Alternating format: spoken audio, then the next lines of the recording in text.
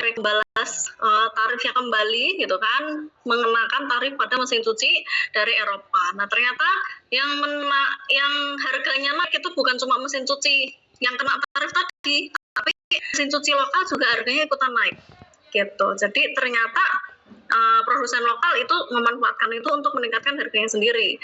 Tuh, terus belum lagi nanti produk-produk yang terafiliasi atau produk yang relate dengan produk mesin cuci tadi. Kayak kemarin mungkin ada kelas-kelas yang dijelaskan bahwa ternyata harga pengering baju, pengering pakaian itu ikut naik juga karena kan harga mesin cuci. Ya, jadi bisa jadi di dalam negeri yang rugi siapa?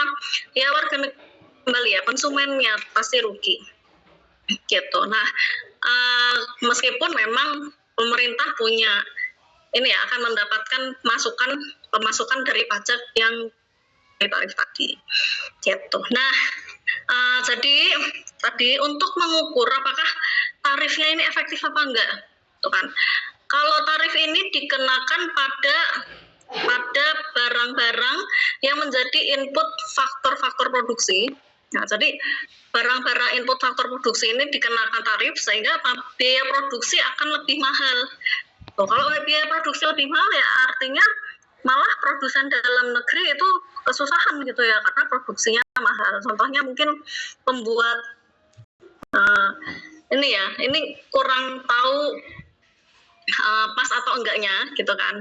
Tapi misalnya produsen dalam negeri itu butuh kain dari Cina atau butuh kain dari India gitu ya.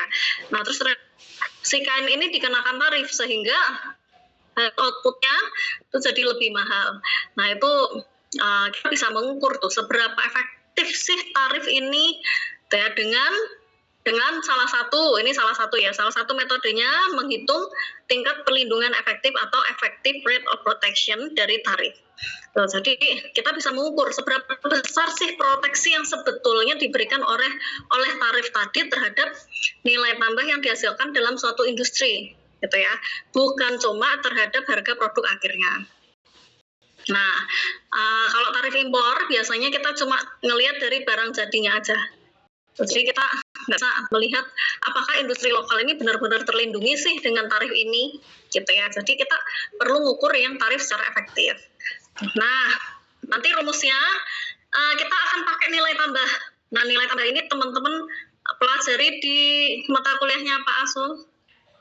Evaluasi proyek kalau nggak salah ya. Di mata kuliahnya Pak Asul nanti teman-teman belajar di evaluasi proyek itu melihat tabel input output, bagaimana sih mengukur nilai tambah di suatu industri misalnya, atau nilai tambah suatu produk gitu ya, dari produk setengah jadi, produk mentah, produk jadi, setengah jadi, sampai nanti produk akhirnya. Contohnya apa sih nilai tambah itu? Nah misalnya tumbuhan gitu ya, pohon jati dijual bibitnya aja itu pasti lebih murah dibandingkan pohon jati yang sudah tumbuh besar gitu kan dan siap dipanen untuk diambil kayunya gitu ya, ditebang. Nah jadi dari bibit kemudian tumbuh besar itu sudah memberikan nilai tambah secara ekonomis, kemudian dari itu besar sampai jadi unit itu nilai tambahnya bertambah lagi gitu. Jadi kita melihat kalau nilai tambahnya ini semakin tinggi setelah adanya tarif, gitu, nilai tambah yang diberikan lebih tinggi daripada nilai tambah global atau produk lain yang sejenis, itu berarti tarifnya itu berhasil. Tapi kalau misalnya nilai tambahnya ternyata malah menurun, berarti itu tidak efektif tarifnya. Mendingan diolah bagian mana nih yang perlu disesuaikan. Gitu. Jadi kita melihat perbandingan nilai tambah domestik tanpa tarif, gitu ya, harga produk-produk atau harga input impornya tanpa tarif, itu dibandingkan dengan nilai tambah yang ada tarifnya. Gitu. Jadi rumusnya effective rate of protection itu nanti coba teman-teman bisa cari sendiri kalau penasaran ya.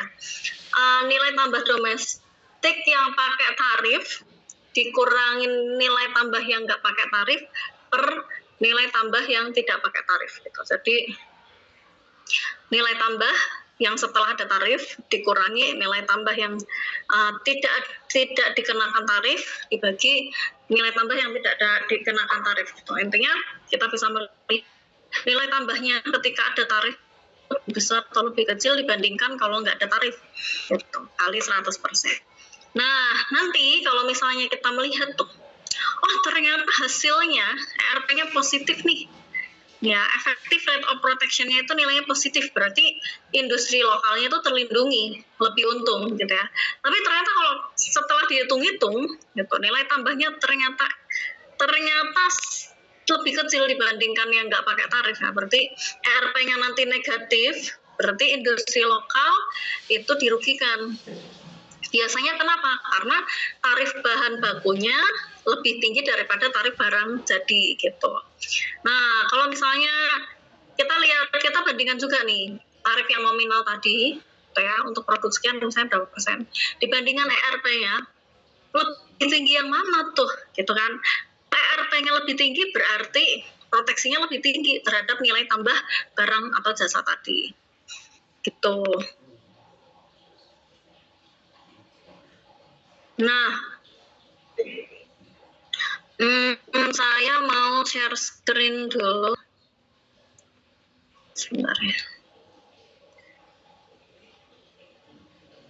Tuh ya, jadi nanti teman-teman bisa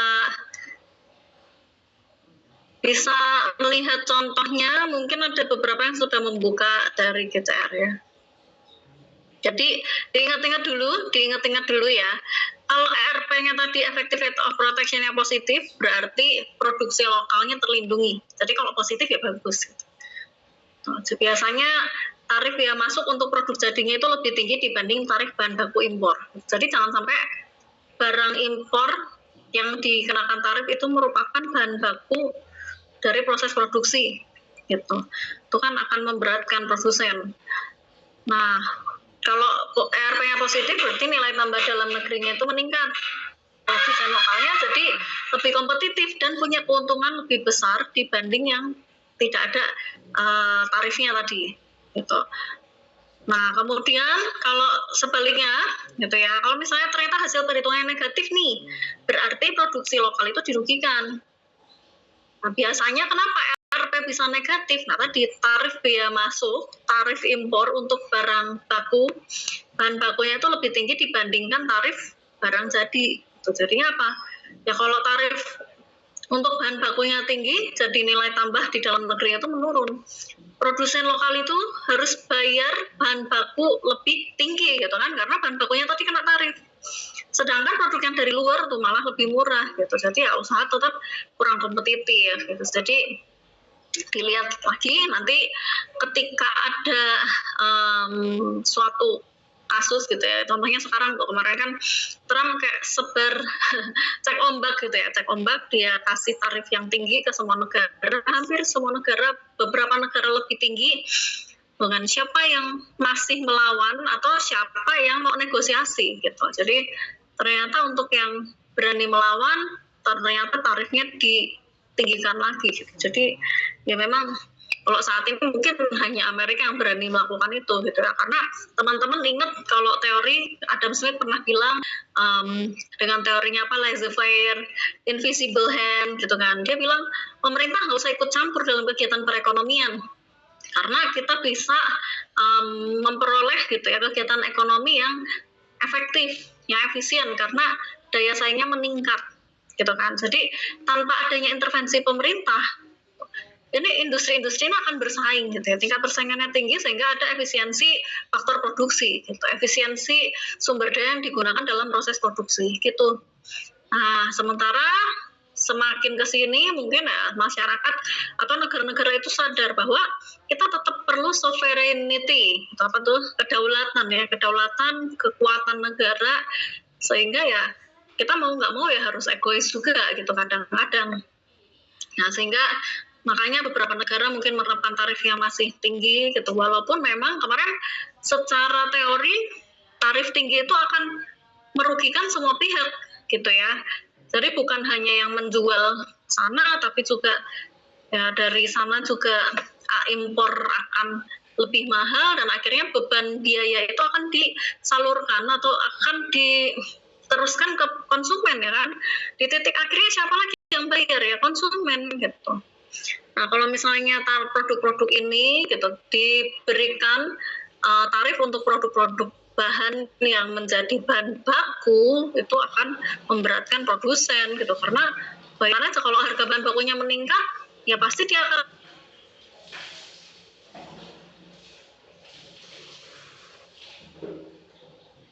artinya dia ada di pasar persaingan mungkin hampir sempurna gitu kan, artinya ada batas atas harga, misalnya dia naikin harga sedikit ya jelas nggak laku, itu kan susah.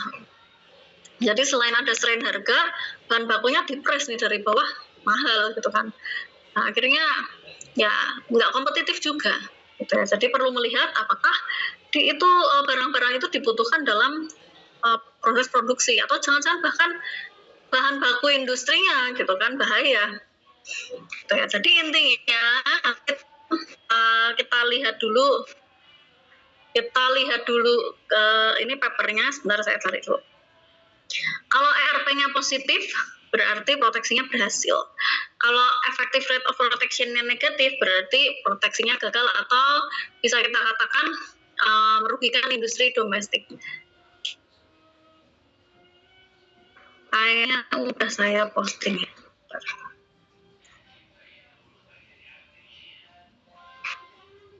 Nanti ini kita ada beberapa pertemuan teman-teman.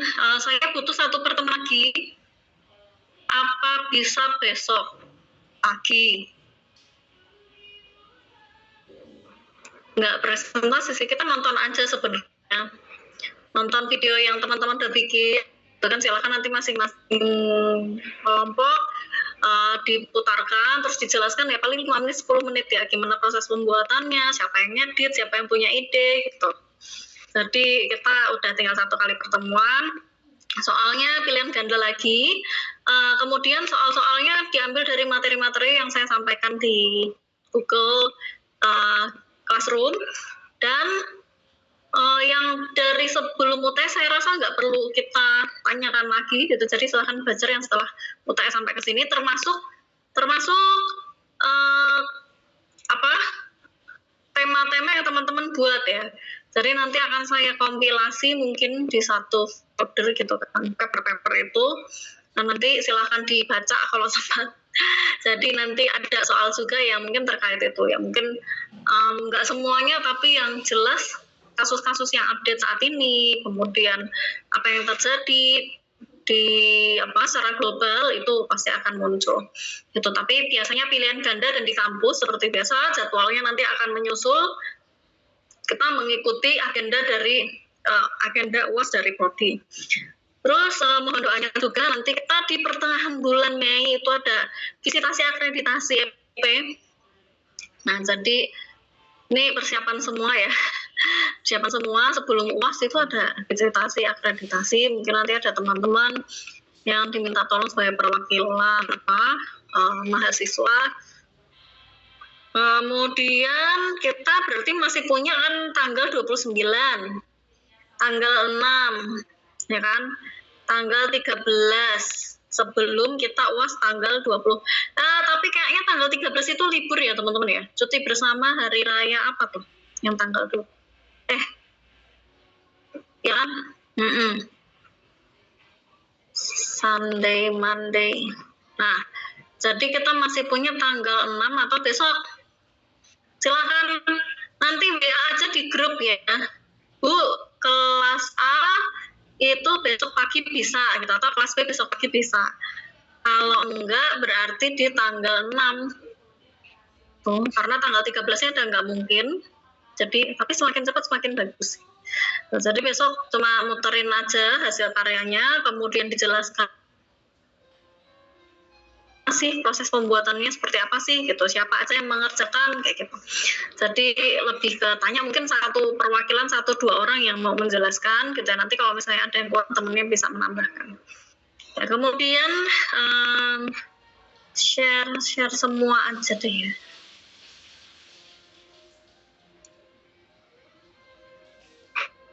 Nah ini ada sebentar.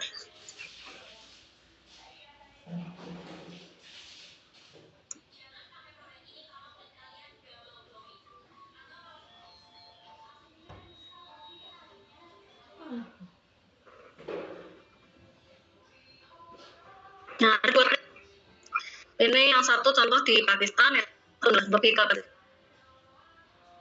penjelasan. Jadi di sini dijelaskan bahwa ya kita untuk mengatur intensitas perdagangan dalam luar negeri itu pasti kita butuh kebijakan-kebijakan perdagangan. Nah, karena ini ya tarif itu penting karena konsumen itu sangat peka terhadap harga. Jadi kalau harganya naik sedikit, tinggi sedikit, kita juga udah kekurangan kekurangan ketertarikan terhadap produk tersebut gitu. Teman-teman biasanya pakai apa sih, platform Shopee, Tokopedia gitu kan. Kalau misalnya di toko lain ada yang lebih murah 1.000-2.000 pasti kita ke sana gitu. Jadi ini tarif itu sepenting itu karena harga-harga yang dikenakan tarif itu akan lebih mahal. Nah di sini ini penjelasannya aja, silahkan nanti silakan nanti dipelajari ulang ya, dibaca sendiri. Ini ada contoh-contohnya juga. Kemudian, nah di sini ada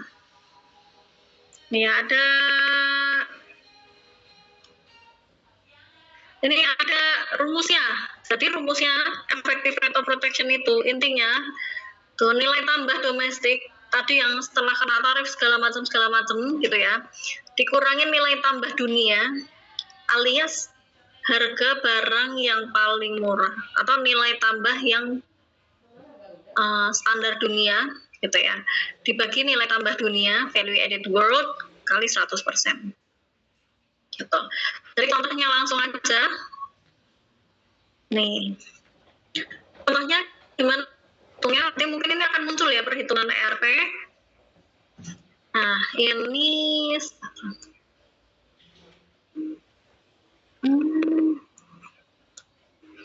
saya tuh zoom kliennya tidak muncul, jadi harus coret-coret. Ini coret-coret bisa nggak ya? Atau dari sini aja. Mulai coba.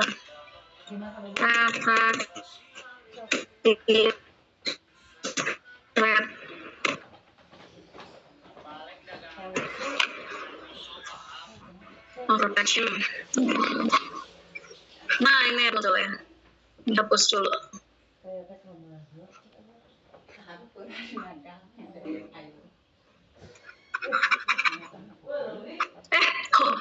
Kirain tulisannya ikut kehapus.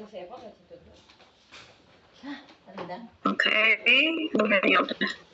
Nah, cukup.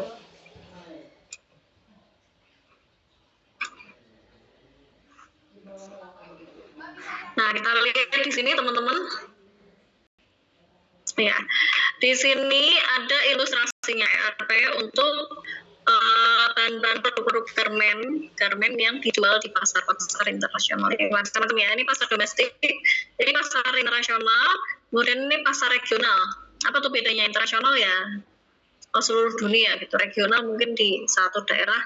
Kemarin kan kita belajar ada regionalisasi gitu ya, jadi kerjasama regional. Nah itulah maksudnya kawasan regional. Tapi kita cek cuma kita lihat untuk kasus yang ini dulu. Nanti ini silahkan nanti dibaca, dipelajari sendiri. Nah di sini ini ada NRP. Itu apa NRP? Nominal ya. NRP itu nominal rate of protection.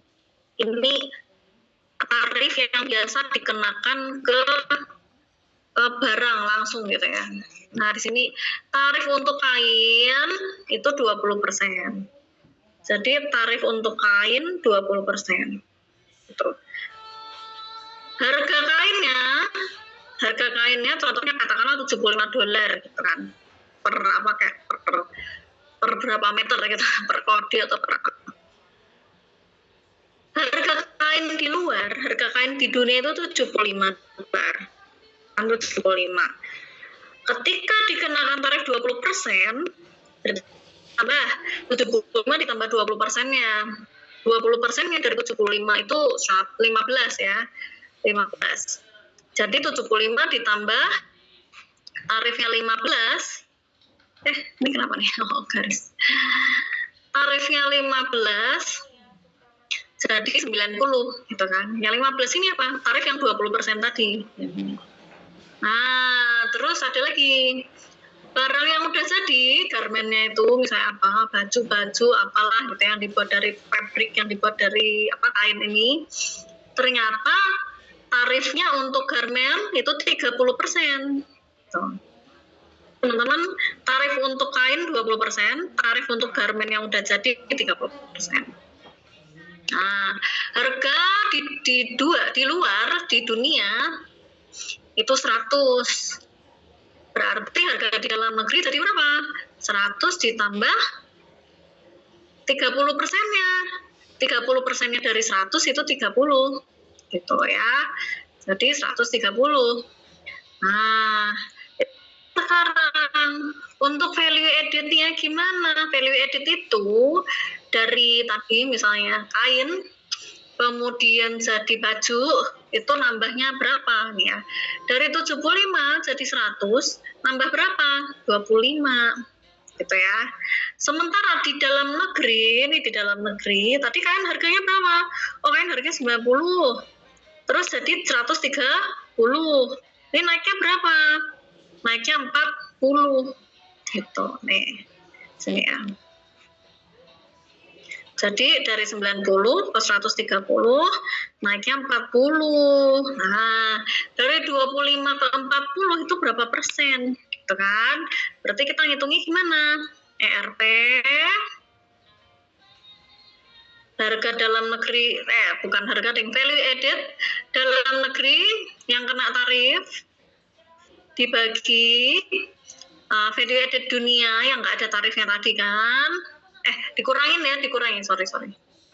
Dikurangi dulu 40, dikurangin 25, dibagi sama value added yang di luar juga 25. Ya, jadi yang dalam negeri yang kena tarif dikurangin yang non tarif dibagi yang non tarif kali 100%. Gitu. Nah, 40 kurangin 25 berapa? 15 kan? 15 bagi 25 kali 100%. Nah, berapa nih? Ini dibagi 5, 3. 25 bagi 5, 5. 100 bagi 5, 20. 3 kali 20, 60. Tuh kan, 60%. Oh, jadi effective rate of protection-nya 60% gitu. Gitu ya teman-teman ya, 60 di situ. Nah, terus di sini ada ini international market, dilihat ini di sini ada tarif, ada nggak ada tarif, ini nggak ada tarif, nanti dicek aja, ini perhitungannya sama. Jadi yang di sini dikurangin yang 25 bagi 25 kali 100%. Ini kurangin ini, 25 dikurangin 25 itu kan 0% ya. 35 dikurangin 25 itu 10 bagi 25 4% sama. Nah, jadi ini dicek teman-teman tarifnya sebetulnya menguntungkan nggak sih? Kalau negatif kayak gini berarti ya nggak untung. Karena apa nih? Dilihat, oh ternyata kainnya itu kena tarif, harga barang jadinya nggak dikasih tarif, kan? Jadi value added-nya sedikit. Gitu ya teman-teman ya.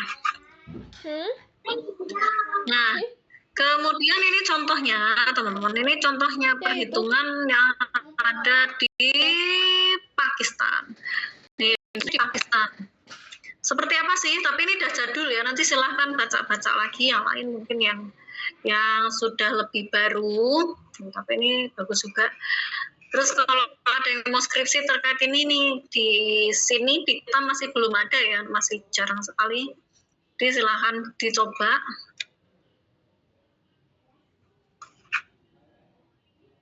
Betulnya tahun 1981 itu sudah mulai menganut sistem perdagangan bebas.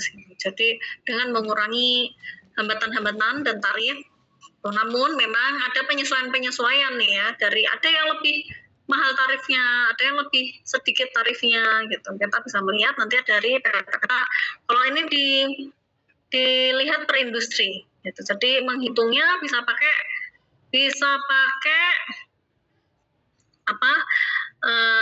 value added gitu pakai tabel input output gitu. Jadi ini rumusnya tadi ya, ini tarifnya